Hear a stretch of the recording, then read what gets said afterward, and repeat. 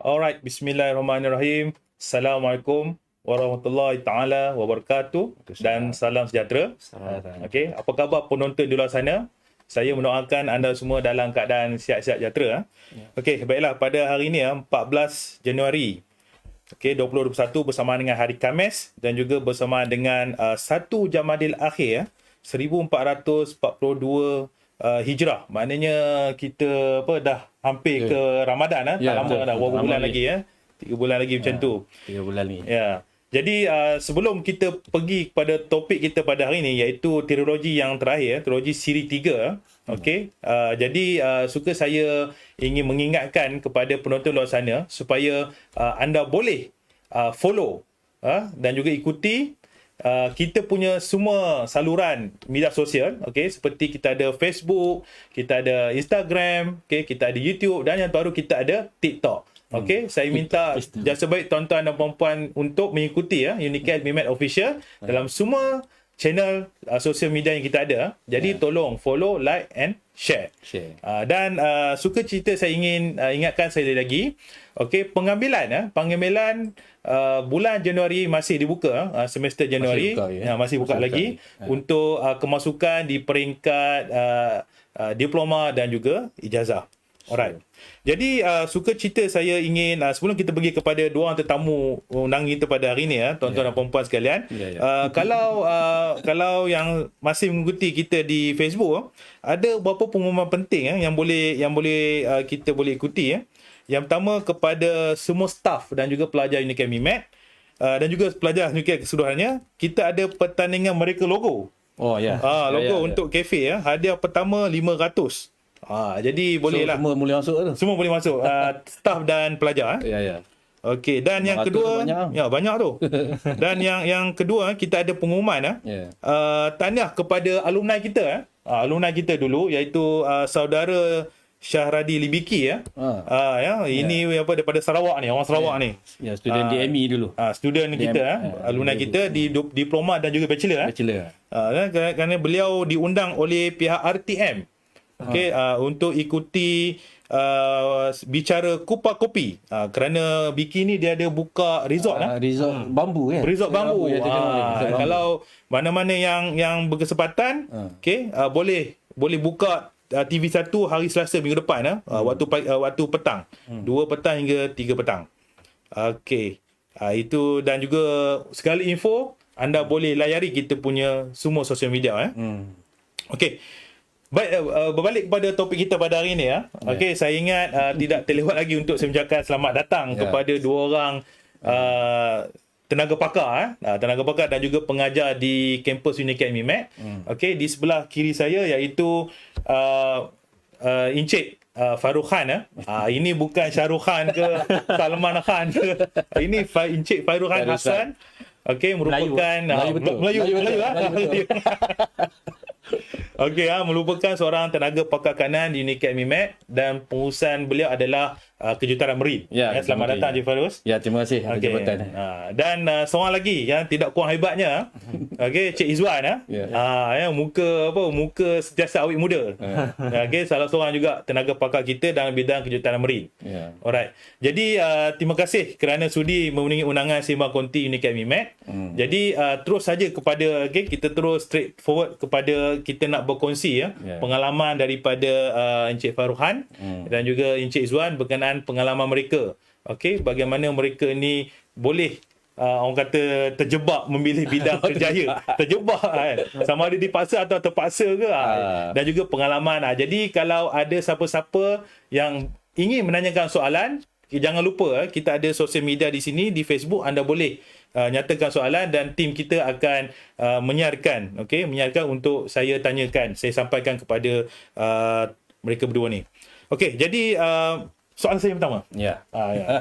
Soalan biasa je. Boleh. Okey, saya tanya pada Cik Farouk, kemudian Cik Izwan, bagaimana boleh ada minat memilih kerjaya sebagai jurutera Marine dan juga belajar di kapal? Mungkin boleh kongsikan bersama penonton luar sana. Saya SPM tahun 88 dan dapat result tahun 89. Okey. Tapi cita-cita saya sebelum ni sebenarnya nak jadi askar tau. Sebab ayah saya askar. Okey. Tapi bila dapat result tu saya tengok surat khabar gitu. tahun 89 tengok surat khabar dia ada advertise dekat situ cadet MIC. Okey. Jadi saya pun lepas masa tu semua cara surat, saya buat surat lah. Surat isi result hantar dekat pejabat MIC and then dia panggil interview. Oh, masa tu cara dia macam tu lah. Cara itu hari dulu dia iklan kat surat khabar utusan. Saya ingat lagi lepas result tu kita kumpul ramai-ramai dekat saya teknik Penang. Oh, Kumpul sport teknik tu lah. ramai-ramai. Kau minta mana ni? Kau minta mana ni? Saya kata saya tak minta mana lagi sebab saya kampung kan. Lepas tu, kita minta ni nak cadet MIC masa tu. Okay. Saya ingat cadet MIC ni. So balik tu saya buat surat lah. Buat surat isi semua ni hantar. And then dia panggil interview dan interview tu di Politeknik Umar. Okey. Saya tak tahu dekat Politeknik Umar tu ada jurusan diploma perkapalan. Dan lepas interview tu dan next interview di MIC Jalan Koleh. Masa tu MIC pejabat dia di Jalan Koleh. Kami seramai tak silap saya 60 orang lah. Lepas tu daripada maklumat yang saya beritahu dia kata kamu-kamu semua ni adalah daripada 2,000 orang daripada satu Malaysia dipilih. Satu Malaysia dipilih. Sebab masa tu MIC sendiri buat interview sendiri direct terus cari-cari cadet untuk bahagian marine lah. Bahagian kejuruteraan. Itu bermula dia tu lah. Okey. Then, jadi itulah pengalaman Cik Faru maknanya gunakan surat khabar. Ya, surat khabar. Dulu kita dia zaman sekarang ni rare lah kalau pakai surat khabar. Dulu tak ada iklan TV ke apa tak ada. Dulu tengok surat khabar dulu iklan surat khabar banyak. Okey, kalau Cik Zuan macam mana pula? Macam mana boleh ada minat ataupun macam mana boleh menceburi bidang ni? Bidang kejuruteraan marine ni. Assalamualaikum warahmatullahi wabarakatuh. Salam. Saya punya macam mana berminat masuk ke dalam bidang ni sama macam Cik Fairuz kan juga melalui surat khabar. Habis di SPM, kita ada jumpa daripada Kerajaan Surat Khabar, ada dua offer. Satu daripada MIC, satu lagi daripada Petronas Tankers. Okey. Jadi pada masa tu ada dua lah syarikat kapalan. Jadi kita apply dua-dua. Yang jawab satu je Petronas Tankers. Oh, Petronas lah? Petronas Tankers pada tahun 1998. Kemudian dia panggil interview. Then dia apply kita pergi belajar di Newcastle. Jadi Cik Zuan ni menimba pengalaman belajar di luar negara lah. Pada masa tu. Intake hanya 11 orang. 11 orang pada masa tu. Itu okey. Maknanya kita boleh tahu pengalaman mereka berdua ni agak berbeza tetapi matlamatnya sama. Okey. Cuma sekarang ni kita bagi saya itu latar belakang. Yang lebih penting itu bagaimana ketika Cik Fairuhan dan juga Cik Zuan ni bila dah habis belajar, apakah syarat-syarat yang diperlukan untuk melayakkan kita ni bekerja di atas kapal? Ada tak syarat tambahan? Saya mulakan dengan Cik Fairul dulu. Dia syarat naik kapal dia itulah medical check up lah. Medical check up mata mata, color tak blind, and then kesihatan. Kalau pakai spek boleh tak? Boleh. Spek tengok kalau dia boleh baca boleh baca color tak blind okey. Dia jangan buta warna lah. Kalau untuk bahagian deck dia concern untuk color blind untuk spek mata. Spek mata lah. Engine room okey lagi. Kalau Cik Zuan macam mana? Bila dah habis belajar, bagaimana syarat-syarat untuk melayakkan diri untuk bekerja di atas kapal tu? Bila dah habis belajar dia ada kursus-kursus. Dia ada kursus. Kemudian yang paling penting kita lulus diploma lah. Kita punya higher national, kita punya diploma. Okay. Dan untuk meluluskan kita naik ke kapal, kita kena attend kelas for oral. Dapat kelas for oral dan ambil beberapa kursus yang wajib mandatory daripada Marine Department, dan baru kita boleh naik. Kursus tu maksudnya macam survival craft, firefighting, first aid. Sebab kita nak naik kapal, kita kena more pada safety lah. Tapi sekarang ni dia panggil BT. Apa maksud BT ya? Basic training. Basic training. Jadi ada berapa sijil dirangkum sekali lah. Okey. Bermaksud boleh tak saya buat satu rumusan awal. Jadi kalau kita nak bekerja di atas kapal sebagai deck ataupun enjin kru ni, at least kita kena ada sijil training tu lah. Sijil keselamatan tu lah. Dan juga perlu dah diterah oleh Jabatan Laut lah. Yes. Yang medical check up tu pun kena ada. Medical check up juga. Jabatan Laut. Yang panel Jabatan Laut. Sebab itu takut nanti pergi buat medical check up klinik yang bukan panel. Dia kena panel Jabatan Laut juga. Dia ada borang dia sendiri. Okey, itulah apa penonton di luar sana boleh tahu sikit sebanyak pengalaman Encik Faroukhan dan juga Encik Zuan bagaimana ketika mereka belajar dan juga ketika di awal sebelum mereka menjejakkan kaki di atas kapal dan juga berlayar bukan satu perkara yang mudah tetapi menarik serta mencabar. Okey, sekarang ni kita nak pergi kepada saat-saat awal, pengalaman awal tu. Yalah, sebelum tu saya percaya Cik Fairul dan juga Cik Zuan ni mungkin tak pernah lah berlayar berapa lama. Ini kira first time nak jejak kapal ni. Dia boleh tahu pengalaman tu macam mana? Saya mulakan Cik Fairul dulu. Pengalaman tu. Sebelum naik kapal, kita ada buat latihan industri dekat Yat. Macam saya kena dekat Limungan Timur. Masa tu dia panggil Limungan Timur. Di mana tu? Dekat Laut Terengganu. Terengganu. Sekarang ni namanya MSET tak silap saya. Di Pulau Kambing. Tapi di mana kat situ kita dah terlibat dengan tengok kapal lah dalam pembingkisan. Masa tu tengah bikin kapal, dia tengah buat bot marine dan macam repair kapal. Jadi pendedahan pada kapal tu kita dah tengok sebelum naik kapal. Dan masa di poli pun kita dah didedah dengan peralatan kapal macam enjin, alat-alat mesin purifier ke boiler. Jadi bila pergi ke yard, kita lagi nampak dah structure kapal, masuk dalam kapal tapi saiz kapal kecil lah. And then daripada situ ada yang kita pergi ikut sea trial. Jadi daripada situ kita nampak ini dah timbul minat. Boleh belayar kapal ni. Semangat tu datang. Jadi dia datang minat tu. Tapi sebelum masa kita belajar tu mungkin kita tak nampak lagi. Bila kita dah involve dengan belayar kapal, tengok macam mana pengendalian kapal, jentera tu, dan kita dapat ini kata kejayaan saya lah. Itulah. Kalau macam Cik Zuan boleh tanya dia. Macam mana Cik Zuan? Pengalaman apa bila yalah nak ni nak kena bekerja kapal betul ni, bukan kapal feri ke feri pangkor. Bagaimana boleh kongsikan dengan pendengar luar sana? Okey, masa first time pertama kali sebagai cadet, sebab kursus yang ditawarkan dia sandwich 6 bulan di college, 6 bulan kena buat atas kapal. Oh macam tu. Jadi pada pertama kali di Newcastle, kami sementara menunggu untuk naik kapal. Jadi yang saya ingat, jadi Tuan Ibrahim masa tu dia jaga semua student Petronas. Jadi dia kata sementara you dapat naik kapal, you tunggu you stay dulu di London. Sebulan sementara habiskan raya.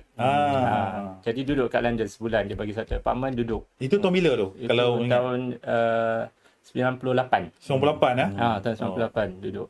Sukan Commonwealth lah. Jadi kami semua excited sebab bila dapat tahu ada yang pergi ke Itali, ada yang kena balik ke Malaysia. Jadi masa tu kira berpecah lah dengan kau bawa hala tuju masing-masing lah. Satu kapal dibagi dalam 3 orang. Jadi kita orang pun memang masa tu youngsters, memang seronok lah. Kapal komunal? Kapal MIC. Chemical tanker. Kapal chemical. Ada yang dapat kapal chemical tanker, ada yang dapat container ship. So depend lah. Jadi yang mana naik daripada international, daripada Itali ataupun Amsterdam ataupun daripada luar negara, semua stay di London. Yang mana tak kapal di Malaysia kena balik ke Malaysia lah, naik di sana. Itu antara pengalaman yang masa tu rasa macam mana? Berdebar ke, rasa teruja, rasa ada takut sikit ke? Itu memang berdebar, suspense semua ada. Sebab kami semua tak jangka macam mana bentuk kapal tu, macam mana kerja atas kapal. Masih lagi dalam kepala mungkin kita ni nak buat kapal kot. More pada designer lah. Tapi bila dah masuk, dah naik kapal besar, kapal pada masa tu Bunga Melati 4. Cik Fairuz pernah naik kot. Nama kapal kan? Bunga Melati 4. Lepas tu naik atas dan Melati 4 di Korea, dia buat di Korea. Dibuat di Korea. Dan kita bermulalah selama sebulan sebagai kadet hanya buat cleaning saja. Itu antara awal tu lah. Ya. Cleaning sebulan untuk cleaning, mopping. Pada masa sama kita kena siapkan task yang diberi. Ada task, jadi banyak report, maksudnya assignment. Selain jadi engineer, kita pun pandai mengoping tu. Sebab kita dia ajar cara housekeeping dulu. Sama dengan layout, dia punya tujuan layout engine room tu supaya kita familiar kat mana position setiap mesin tu. Itu je. Jadi selepas kerja kena housekeeping. Itu betul memang masa cadet tu memang dah standard lah. Macam dekat poli dia ada semester ke-3 dia pergi praktikal. Macam dekat yard. And then semester ke-5 ke-6 dia naik kapal. Dia sandwich juga. Jadi semester ke 5 dengan 6 dia naik kapal, dan 7, 8 balik ke poli, dia sambung belajar Untuk habiskan dulu lah. habis. And then dia pergi preparatory course lah untuk Fort Class. Dia Tapi- macam tu, macam dekat Nukasa dia sama juga. Setengah tahun laut, setengah tahun belajar. Belajar lah teori. Macam ni dia macam poli dia belajar setahun. Oh, okey. Setahun. Dia 2 semester, 5 dengan 6 Tapi apa yang pengalaman yang paling manis tu, mabuk laut lah. Itu tak lah. Oh, itu pengalaman ni. Memang muntah. Memang muntah hijau tu. Masa bawa kerja atas baru kapal tu. naik, kita sebagai kadet, Dia tak season kita dia. baru je lalu tempat yang diorang kata menakutkan tu, Bay of Whiskey Bay. Bay of Whiskey, Kalau kita tahu dalam map ada Whiskey Bay, dia panggil situ memang kawasan dia memang gelap. Di mana dia masih di UK? England kan? di Whiskey Bay tu. Whiskey Bay on the way. Kita nak pergi ke Antara England dengan Europe kan. Dia ada selat Inggeris. jadi situ master kena pandai kemudi. Sebab ombak dia memang tinggi. Ombak dia datang banyak arah. Dari sini. Jadi dia kena Kalau pandai kemudi. betul-betul ombak kuat ataupun cuaca tak bagus, kapal stay satu tempat. Walaupun kapal tu berjalan, kapal tu duduk kat situ. Oh, Kadang-kadang kalau worst case dia undur belakang lagi. Ataupun dia bergerak satu batu atau satu ni. Macam Kalau kami first time memang semua plan. mabuk. Semua mabuk. Itu dah mabuk, okey. Dah muntah, lepas tu insya-Allah okey. dia kena Kena apa sekali. muntah dulu Kena makan. Kalau Perkenalan. muntah nak makan. Salam perkenalan lah. Salam perkenalan. Okey, jadi apa nama itulah apa pada penonton luar sana, ini sedikit sebanyak pengalaman awal ya. Awal ya.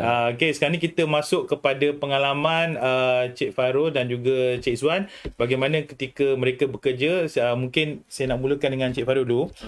Bagaimana bila dah bekerja tu dia punya pembahagian tugas, skop tugas, dan juga boleh nyatakan sikit tak pangkat-pangkat, sebab saya fahamkan Jurutera Marine ni pun dia ada pangkat-pangkat. Jadi sebenarnya tu adakah ia melibatkan juga skop kerja dan juga jumlah bekerja, jumlah masa tu? Saya buat sponsor by MIC. Okey. Bila saya dah lulus Fort Class, automatik lah MIC pejabat dia akan panggil, and then dia naikkan ke kapal lah. Saya ingat kapal yang pertama Bunga Melo. Kapal tu baru deliver daripada Jepun sebagai junior engineer. Dia pangkat ni dia bermula daripada junior engineer. Tapi sebelum jadi junior engineer dia cadet. Cadet ni setahun lah. Then Masa kadet tu dah naik kapal lah. masa cadet tu yang saya cakap dia Chenvi tu. Yang semester 5 dengan 6 tu. Semester 5 dengan 6 dia naik cadet setahun, and then dia sambung belajar balik semester 7 dengan 8. Tapi polis sekarang sampai semester 7 je. 3 tahun setengah. Dulu masa zaman saya 4 tahun. And then dah cukup 12 bulan, jadi kita dah layak untuk oral. Cuma dah habis belajar diploma, dapat diploma, and then pergi attend property course sebelum kita ambil oral Fort Class tu. Fort Class kita pergi pre course dekat Alam. Masa tu kita ambil kat Alam. Saya ingat lagi yang tak silap saya Cik Batia dengan Cik Prof Zainuddin sebagai kita orang punya ni. Masa saya pre course dekat Alam dulu. Sebagai apa? Sebagai pengajar? Sebagai pengajar tu masa tu. Saya dengan Dr. Ridwan lah masa tu. Ni. And then dah lulus Fort Class. Automatik kita report daripada MNC. FNC terus cari kapal. Naik terus jadi junior engineer. Masa tu kapal tu bak carrier. And then junior engineer mula-mula dia akan ikut atas arahan second engineer lah. Chief engineer, second engineer. Lepas tu dia tak letak saya dalam WAS dulu. Dia letak saya dalam day work dulu. Dia ada day work. Macam WAS keeper ni selalunya for engineer, third engineer ataupun junior engineer kan. Kalau junior engineer tu dah lama dia akan bagi WAS keeper lah. Macam saya baru ni dia permulaan dia tak bagi. Dia watchkeeper tu sebagai apa sebenarnya? Watchkeeper. Okey, watchkeeper ni dia dalam kapal dia ada 3 watchkeeper 8-12, 12-4 dengan 4-8 Oh, dia punya jadual kerja. Shift dia. Shift jadual kerja tu Jadi macam katakan saya junior engineer, saya selalu junior engineer dia bermula pada shift yang 8 ke 12. Sebab 8-12 ni waktu sentiasa ada orang. 8 pagi sampai 12 sentiasa ada orang. Waktu kena lenjan lah. 8 malam sampai 8-12 orang masih ada lagi tak tidur. Jadi kalau yang waktu 12-4 ni dia bagi yang senior. 4-8 ni sebab nanti 12 malam sampai 4 pagi Tak 4 pagi sampai malam, jadi kena letak orang yang berpengalaman sikit. Jadi nanti time tu Cik Jini dah tidur. Cik Jini dah tidur kan. Jadi yang baru-baru ni letak yang time orang berjaga. Jadi pengalaman tu, watchkeeping ni dia kena jaga machinery lah. Watchkeeping ni dia kena jaga machinery dalam kapal tu. Jaga enjin Dalam engine room, kita panggil engine room. Okey, enjin. Dalam engine room tu tempat tugasan marine engineer lah. Jadi kalau macam saya ni kapal motorship, Cik Aizwan ni kapal steamship. Dia gunakan propulsion dia guna steam turbine. Nanti dia boleh olah lagi lah. Macam saya pakai enjin, diesel engine lah. Jadi kena tahulah cara nak jaga enjin tu, nak ambil parameter kan, macam nak kalau ada emergency apa nak buat, isi minyak, check temperature, itu rutin lah. Kalau Cik Izwan macam mana pula pembagian kerja tu masa daripada peringkat bawah sampailah menjadi chief engineer? Okey, untuk kapal yang saya berkhidmat sama macam Cik Fairuz. Okey. Cuma daripada segi rank pun sama, cuma waktu bekerja lain sebab kami di kapal LNG menggunakan UMS, Unattended Machinery Space. Maksudnya unattended. Bekerja daripada pukul 8 sampai pukul 5. Pukul 5 dah kira sampai lepas je pukul 5 working hours tu, macam working hours macam biasalah. Lepas je pukul 5 sampai esok pukul 8 balik. Itu dia panggil UMS period. Unattended. Unattended. Maksudnya ada orang tak ada orang masa tu? Jadi masa tu tak ada orang. Masa tu tak ada orang kecuali seorang allocation duty engineer untuk buat round. Maknanya ada jugalah wakil yang kena tengok jugalah, bukan tak boleh nak lepas terus. Ya, betul. Tapi kita akan assign seorang duty engineer, dia akan responsible untuk the whole day. Sebab dia ada alarm tu sampai dia pasang dekat bilik. Jadi dekat public spaces. Jadi kalau ada alarm, dia boleh terus ke ECR, control room, untuk jawab alarm. Okey, untuk penonton di luar sana, kita pun ada menyediakan gambar-gambar menarik. Terima kasihlah kepada Cik Zuan dan Cik Fairuz sudi berkongsi gambar. Gambar lama. Tapi sebelum tu kita ada soalan. Ada soalan.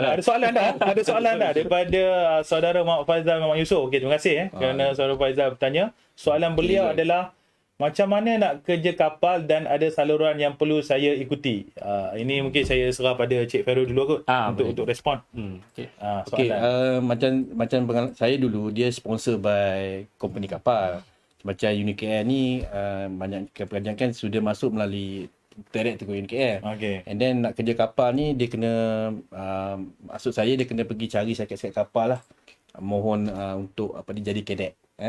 Ada yang jumpa saya lah, banyak student jumpa, cik ada tak syarikat kapal ni. Jadi dalam internet pun ada senarai kapal. Kita kena buat kerja sikit lah. Kena buat hantar surat ataupun pergi ke jabat-jabat kapal tu, mohon untuk jadi staff ataupun cadet. Cadet selalunya bila dia ambil kita cadet, dia akan terus, kalau boleh dia terus nak jadi pekerja dia kan. Sebab dia dah bagi shipbird kan. Kalau Cik Zuan pula, bagaimana ni pendapat Cik Zuan? Kalau untuk bagaimana nak kerja ke kapal, jadi saluran yang pertama sekali kita kena pilih institusi yang menyediakan kursus SDCW yang approved by MARDEP, Marine Department. Jadi contoh macam UniKL memang ada. UniKL memang ada kursus. Memang UniKL.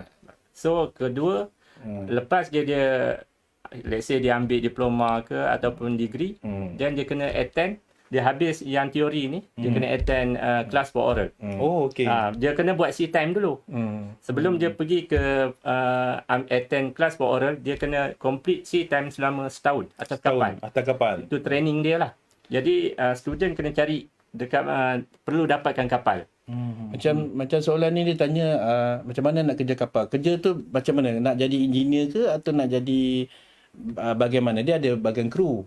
Kalau kru saluran dia kena macam pergi ke tak silap saya alam dia ada provide yang rating.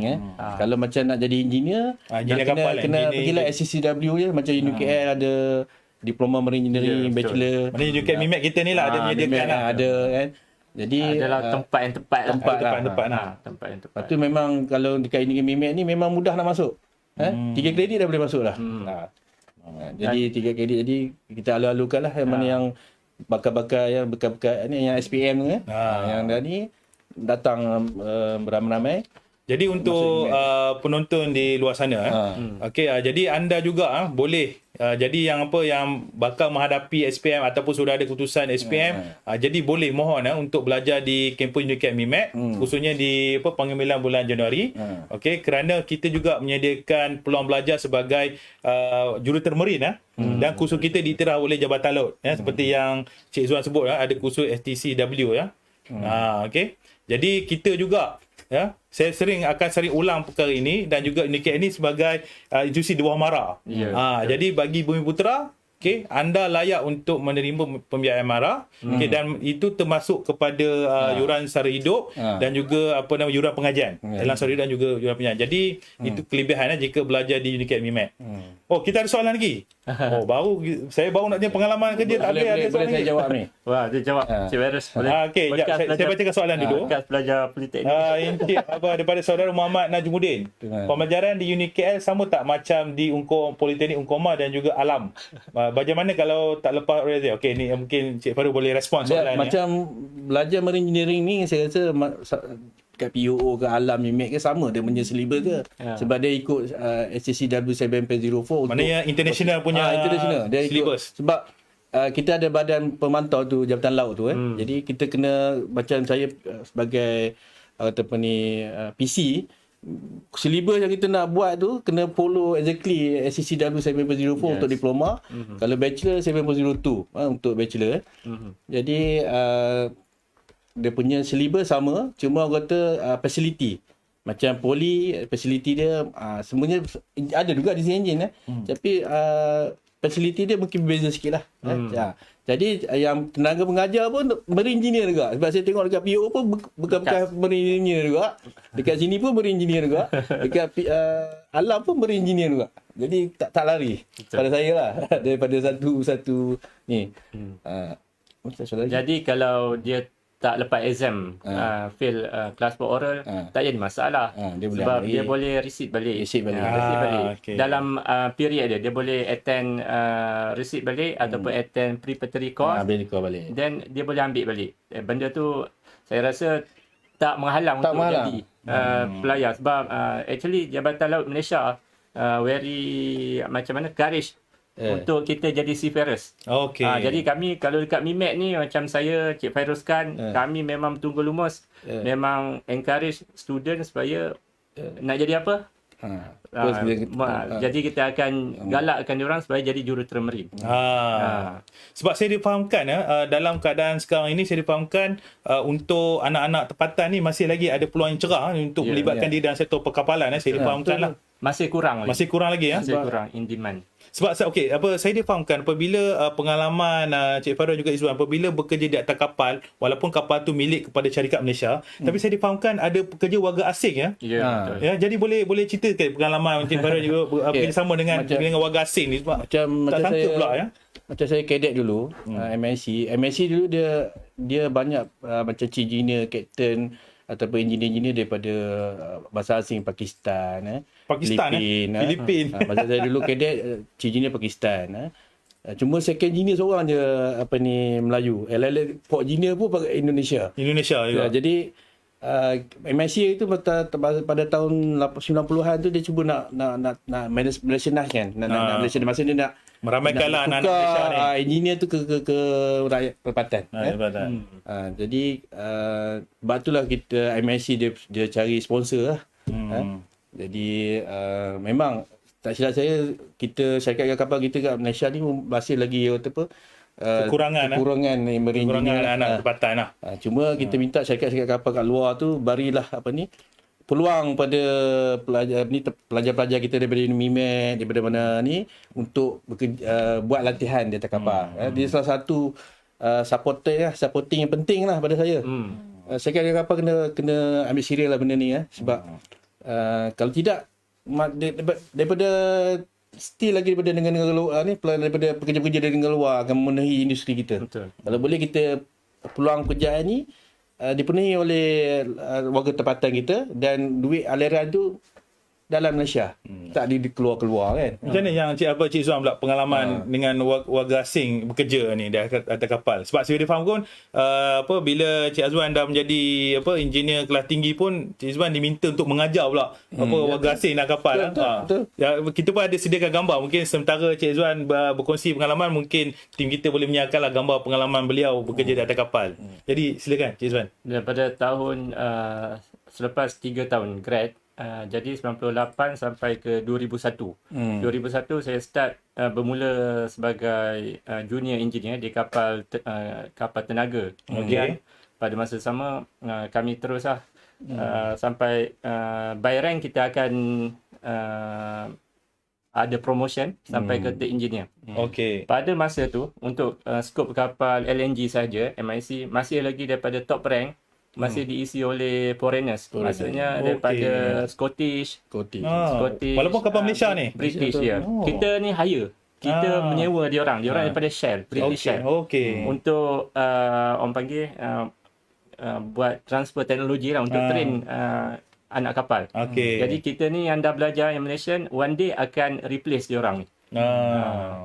Jadi by 2007 masih ada lagi. Tapi slowly 2009 kita ada berjaya Malaysianize-kan LNG. Semua daripada kapten sampai ke kru, kapten sampai officer lah, bahagian officer, deck dan enjin semua Malaysian. Okey. Dan kita boleh tengok apa gambar ni pengalaman Cik Zuan bila bekerja. Oh, ni siap bersukan lagi. Memang boleh. Apa biasanya masa rambut pun tak sempat potong. Dia kalau buat apa tu? Dia kalau kita berjalan masa shore lift. Shore lift di Jepun, kita ada masa untuk berjalan lah. Ini masa di Korea. Ni masa di Korea. Ini bekerja di atas kapal. Okey. Ini uniform apa ni? Macam saya tengok macam officer. tentera pun. Ya, ini officer.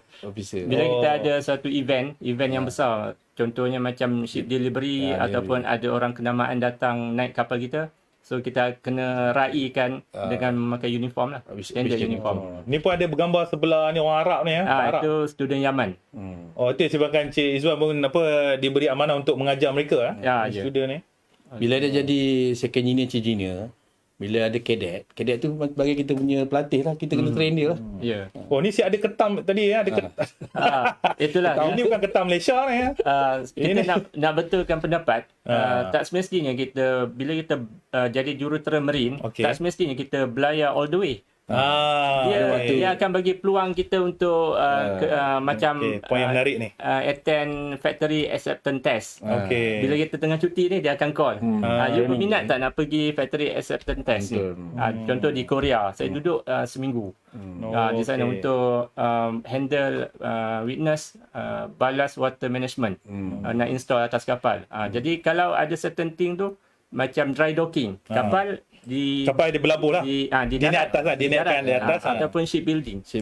So maksudnya marine, kita jadi marine engineering ni, jurutera marine ni tak semestinya belayar je atas laut. Maksudnya peluang kadang-kadang dia boleh tukar ke office, boleh tukar dekat office, boleh duduk dekat docking. Macam engineer dipinjamkan ke office jadi superintendent kan. Boleh.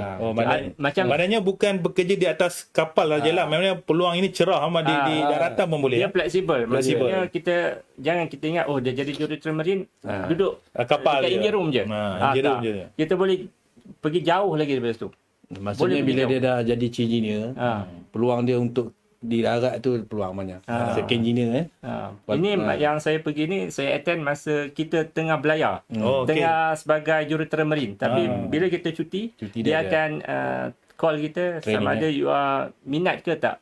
Certain kita punya staff marine contoh dekat MIC pun dia hantar dekat France, dia hantar dekat luar negara untuk attend course. Macam kursus ballasting ni sebab equipment baru yang penting lah. Dalam new regulation. So nak update knowledge lah. Kapal tu kena provide dengan baru punya ni, jadi kena pergi kursus lah. Kena pasang, mandatory. Tak boleh belayar. Jadi engineer-engineer yang dah bekerja ni dia panggil kursus lah. Kursus balik. Kursus, check mesin, okey ke tak okey. Kalau okey kita tanda tangan, maksudnya benda tu boleh pasang. Jadi dan makin dapat. lama kita bekerja belajar dan ada juga pengalaman teknologi yang kita boleh, ini satu kelebihan bagi kita lah. Ya, betul. Sekarang ni mungkin saya nak minta Cik Fairuz Khan berkongsi pengalaman belayar ataupun bekerja kan. Boleh ceritakan dah sampai negara mana belayar, pengalaman yang menarik, pengalaman tak boleh lupa kan. Tapi pengalaman saya yang masa saya kadet, saya ingat saya pusing daripada saya naik Port Klang pergi ke Karachi, Pakistan Karachi Pakistan, lepas tu lalu Suez, pergi lalu Laut Mediterranean, pergi ke Rotterdam, and then lepas Rotterdam di Belanda, and then turun pergi ke Brazil. Turun ke Brazil. Jauh tu perjalanan. Pergi ke Brazil, pergi ke Argentina, lepas tu pergi ke negara Guatemala. Saya pun tak Guatemala, pergi Guatemala Amerika Selatan. Cuma tak sampai Amerika lah kan. Lepas tu patah balik, turun ke Durban, South Africa. Yang mana masa South Africa tu, masa kapal saya lalu tu, ribut. Masa tu pengalaman tengok ribut tu. Macam mana tu pengalaman? Boleh cerita sikit Memang ribut tu kita itulah menguji jugalah kan. Kita semua duduk atas bridge tengok suasana gelap dengan ribut kan.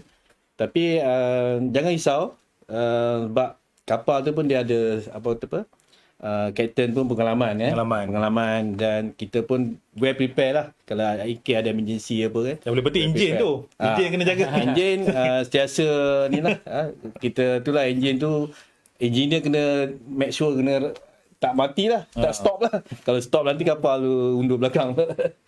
Jadi lepas Durban dia pergi ke Bangladesh. Itu pengalaman itu masa saya kadet setahun tu. Itu pengalaman sekali belayar tu pernah berapa ni?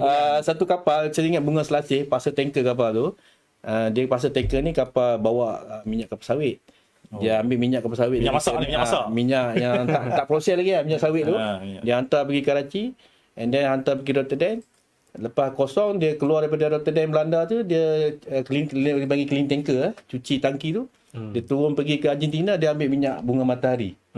Minyak bunga matahari tu. Ni kapal minyak lah ni. Kapal ni dia bukan dia produk ni untuk makan ni. Minyak makan ni, bukan minyak petrol ni.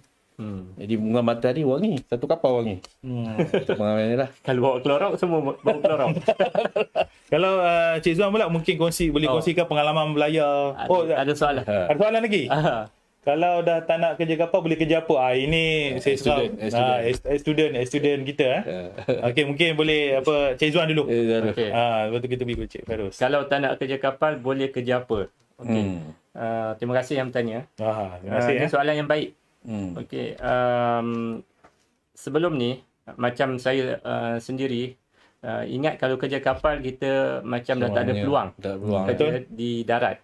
Tapi sebenarnya kalau saya ambil contoh real punya contoh. Real punya contoh. Contoh macam kawan saya, dia habis kelas 4 oral, dia belayar satu trip, 2 trip dalam 1 tahun. Then dia sambung master. Dia ambil degree. Lepas tu dia come back. Then dia boleh kerja sebagai class surveyor. Sebab apa? Once dia ada degree dengan sea experience, COC tadi, dia satu sertifikat ni kita cakap macam valuable. Sangat bernilai lah ni. Bernilai. Mudah dia untuk dapat kerja sebagai class surveyor. Apa class surveyor tu bekerja sebagai apa, Cik Zuan? Dia inspection. Dia memeriksa lah. Macam ini macam kita universiti kita kan. Kan kita kelas yang check kita by BV, Bureau Veritas. Sebelum ni siapa? Sebelum ni Lloyd. Itu semua. Itu benda yang sama. Jadi kita boleh kerja dengan diorang. Jadi apa yang saya boleh relatekan dengan UniKL. UniKL ni dia beza dengan college yang lain. Sebab dia come together, you boleh ambil come up dengan degree. Jadi itu satu advantage. Bila you keluar degree plus COC, class 4 oral. You belayar, you ada degree holder. Then when you come back, you kata, saya dah tak nak belayar dah. You boleh masuk bahagian lain. Boleh senang. Laluan tu senang. Maknanya boleh masuk industri yang ada di daratan lah ni. Masuk industri ataupun mengajar ke apa. Jadi ini pengalaman kat diri saya juga. Saya cuma ada Higher National Diploma untuk kelas 4 oral saja. Jadi bila saya actually saya sebenarnya nak kira tak nak belayar dah lepas kahwin tu. Jadi Kahwin, kita nak lepas kahwin tu Itu kita soalan yang tanya tu sama lah tu. kita nak pergi ke darat.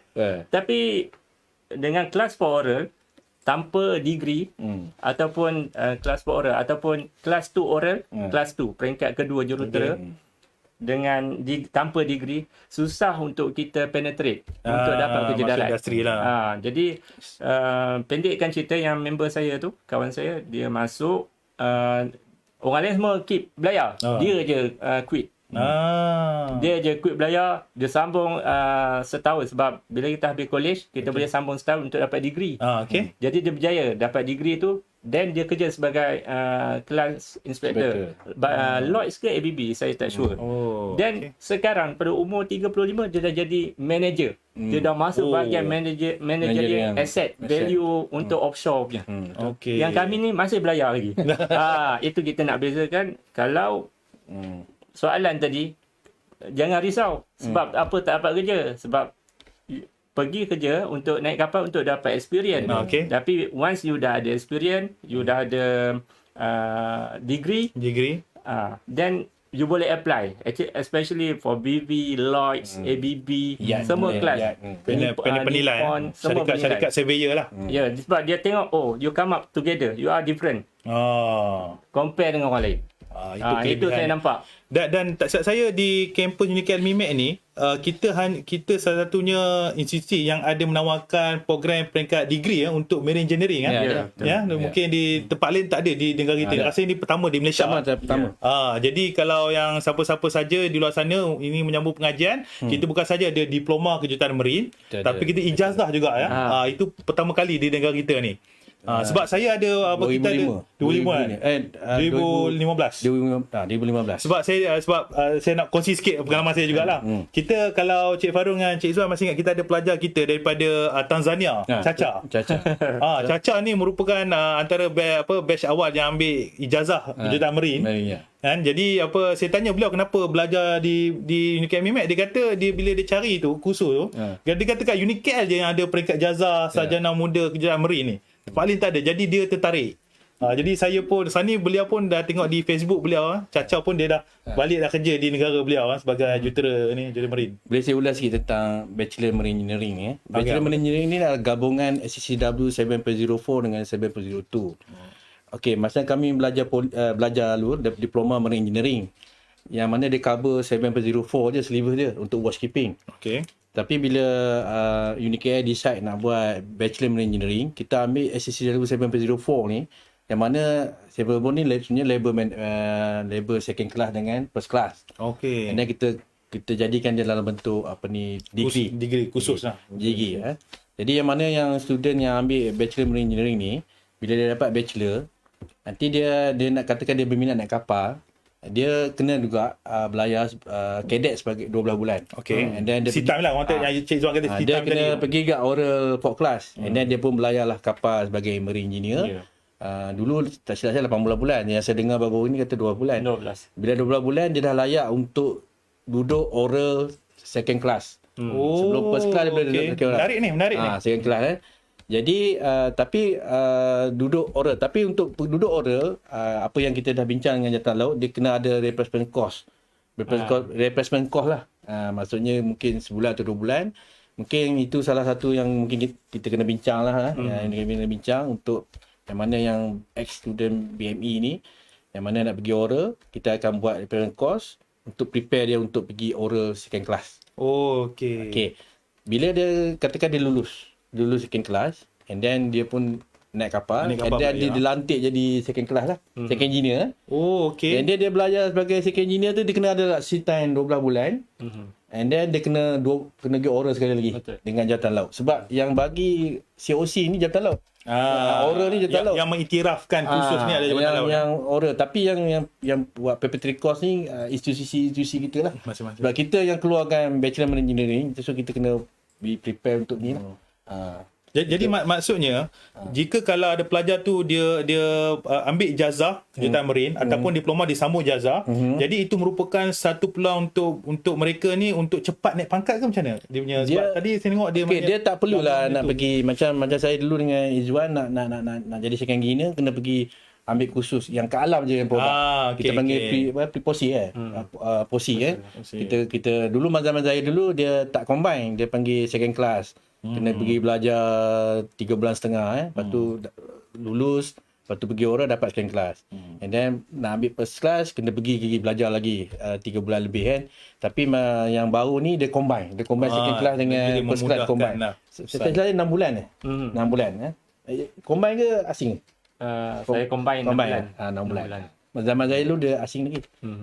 Tahun last kali yang dia last kali dia separate tahun 99. Okey. Dia combine lah.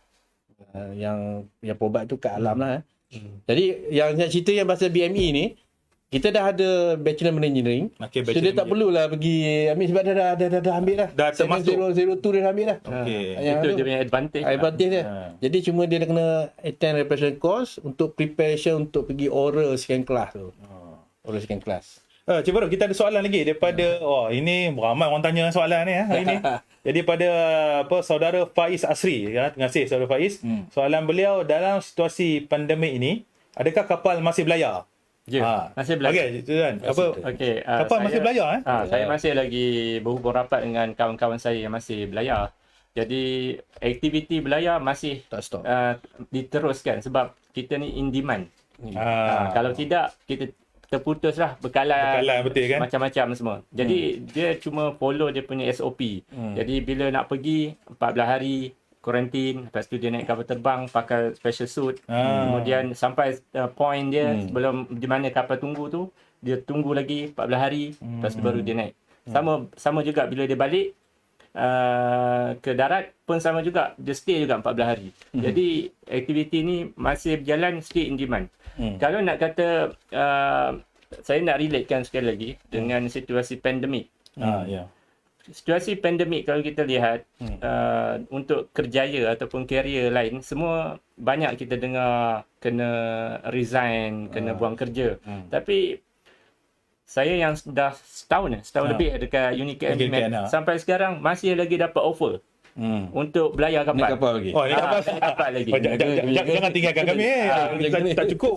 Pelajar ramai ni. Kita cuma nak cakap sudah ramai. Maksudnya dia demand. Dia masih lagi in demand. Walaupun berlaku syarikat lain ataupun kerja lain orang buang, tapi kapal ni keep calling. Dia keep calling.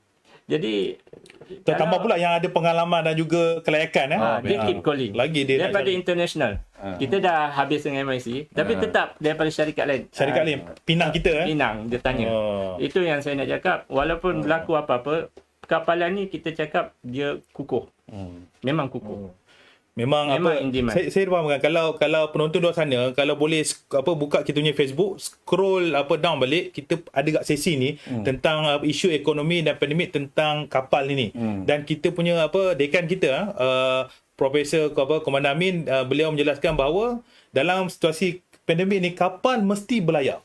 Kalau tak berlayar macam ni kita nak import export mesti berterusan. Kalau tidak nanti macam kita nak dapat semua makanan, minyak, tomato, lobak, pasir, gula. Jadi kapal ni dia memang satu perkara yang mesti bergerak. Jadi peluang tu tidak terjejas lah. Kita pun ada soalan di dalam konti sendiri berkenaan dengan Beto. Okey, mungkin Cik Farouk boleh ulas sikit apa maksud Beto ni. Bukan Beto Kushairi. Dia berkenaan ETO ni. ETO apa maksud Beto, nama apa? Bridging Electrical Technical Officer. Bridging. Sekarang ni dulu masa zaman sebelum ni kita namakan LEKI, Electrical Engineer. Sekarang ni dia dah panggil ETO. Electrical Technical Officer.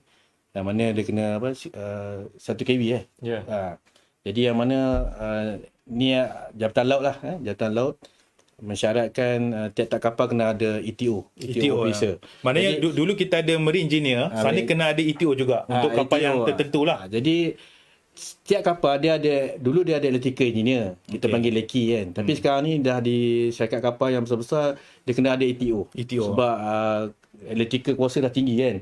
Jadi dia kena ada ETO yang mana MIMET kita dah ada lah. Kita dah ada bermula kan. Kita pun ada program tu ya. Program. Kita dah ada 2 batch Beto, and then yang mana khusus electrical pun dah convert pergi ke ETO khusus. Jadi yang maksudnya yang tak, maybe dia tak minat marine engineering tapi dia suka electrical. Suka wiring. Tapi dia boleh pergi masuk jurusan electrical ETO. Jadi dia boleh naik kapal juga.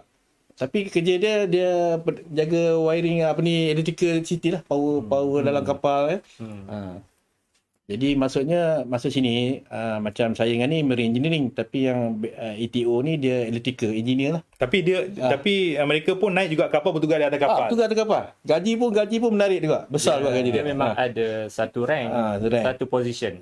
Dan chief engineer, ada pangkat dia lah. Pangkat. Third engineer. Lepas tu dia ada third engineer sama dengan satu lagi ETO. Electrical Technical Officer. Kita orang panggil dulu Leki lah. Leki, kan orang panggil Leki. Dia biasa Leki. Dulu dia ada. Satu masa hilang. Tak perlu. Kemudian dia ada balik sekarang. Sekarang dia buat enforce. Sekarang ni lagi penting lah. Dia enforce semua kapal semua ada.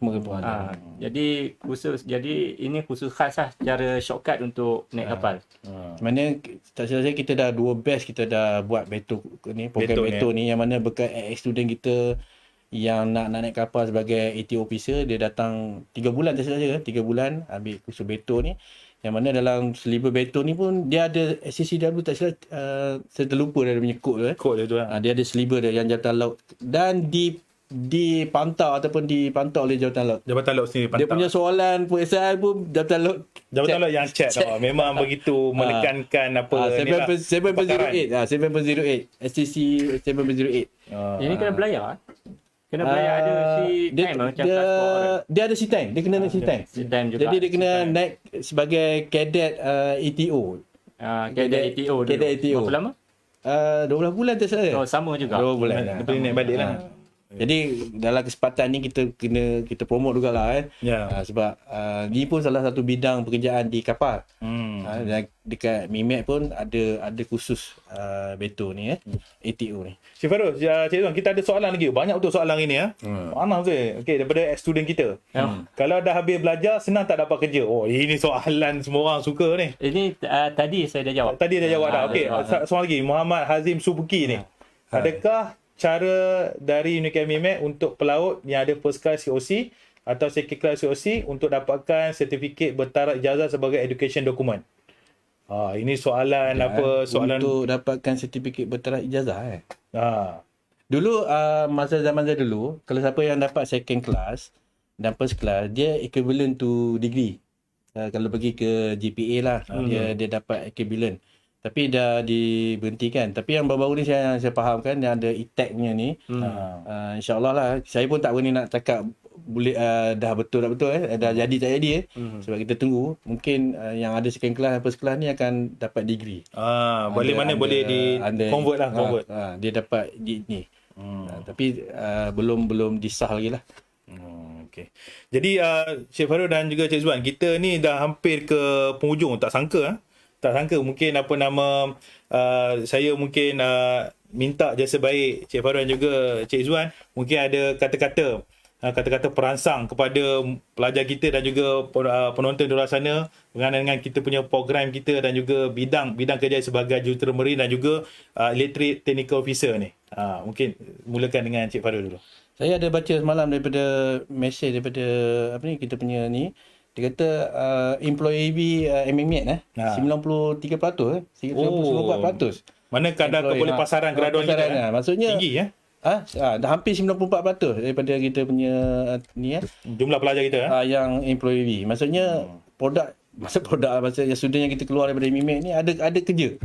Ada nilai dia ada nilai dia dan berharga.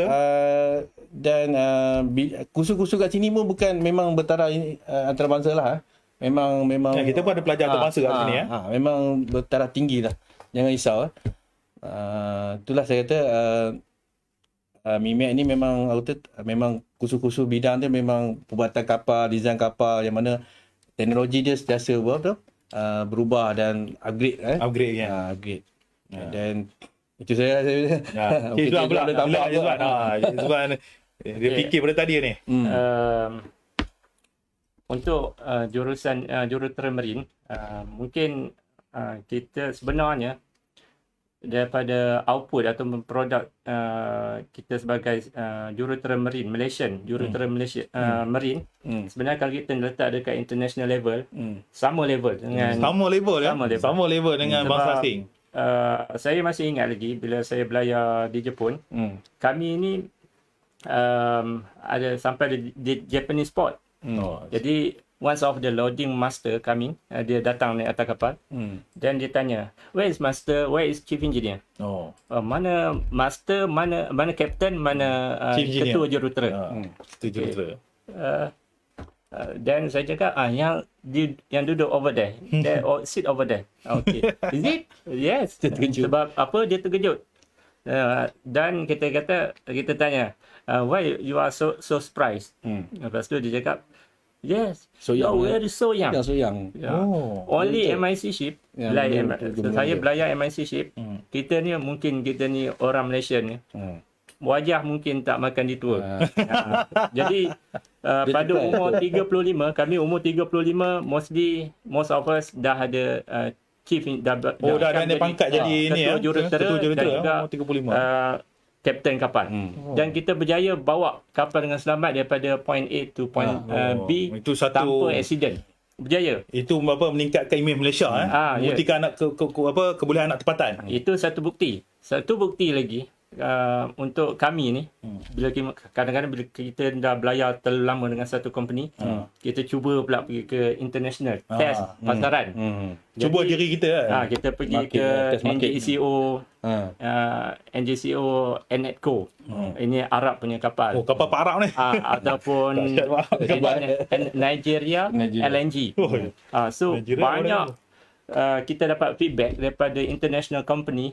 Dia orang siap call daripada kita punya last company. Dia cakap you punya boys perform very good, perform great. Itu Maksudnya menunjukkan kita ni bagus. Bagus Maksudnya, kebolehan anak kita tempatan ni anak tempatan Malaysia ni jangan rasa rendah diri. Kita sebenarnya standing. Bila- Berdiri sama tinggi dengan diorang. Maksudnya dia ada pasaran ke luar negeri. Ya, betul. Sampai ke luar Macam negeri. saya sekarang pun masih lagi dipanggil. Jangan pergilah. Dia nak cakap Sudah kan, ramai. dia masih lagi Yalah, dia on demand lah. Maksudnya on demand. on demand. Jadi satu lagi mungkin harapan saya lah. Ya. So Sikit yang saya sikit perasan, lagi. saya baru balik daripada kapal dan setahun di sini. Yang saya perasan yang mana masuk ke BMAT ni, yang saya perasan dia orang ni student ni, dia ada jelas matlamat. Maksudnya saya datang masuk UniChem untuk apa? Saya nak jadi seafarers, saya nak jadi jurutera marine. Dia punya matlamat Dah ada ala tuju dah. Saya dulu masuk pergi ke UK pun, Pening-pening. dah naik kapal, balik kapal, naik kapal sekali baru tahu, saya ini kerja saya rupanya. Tapi yang itu satu lagi harapan saya, kalau boleh macam UniChem BMAT ni, saya punya harapan dia boleh jadi tempat untuk menghasilkan world class jurutera marine. InsyaAllah. Semua the whole shipping company come here. Dia datang ke sini sponsor kita punya student. InsyaAllah. Kalau kita boleh dapatkan link daripada semua syarikat international. So semua sponsorship by international company. Itu akan bagi kita lagi strong. Sebab daripada Timur Tengah memang berminat dengan belah Malaysia ni. Brunei. Okey, dah habis dah masa. terima kasih Cik Zuan. Bila dah sampai poin ni betul-betul dah hemput dinding masa kita ni. Jadi saya ucapkan terima kasih sekali lagi kepada Cik Faruhan dan juga Cik Zuan atas perkongsian jujur dan juga pengalaman hidup mereka bekerja di atas kapal. Jadi kepada penonton luar sana, jangan lupa ikuti segala pengembangan kami di segala semua sosial media UniChem Official. Facebook, Instagram, Twitter, YouTube dan juga TikTok. Okey. Dan yang terakhir sekali, jangan lupa pengambilan intake Januari masih lagi dibuka. Mari. Jangan lupa mohon di www.unichem.edu.my. Sekian saja buat saya masa ini. Saya Azad Khairi. Terima kasih kepada penonton luar sana dan kita akan berjumpa lagi pada ketika dan waktu yang sama. Assalamualaikum dan terima kasih. Jumpa kami di BMAT.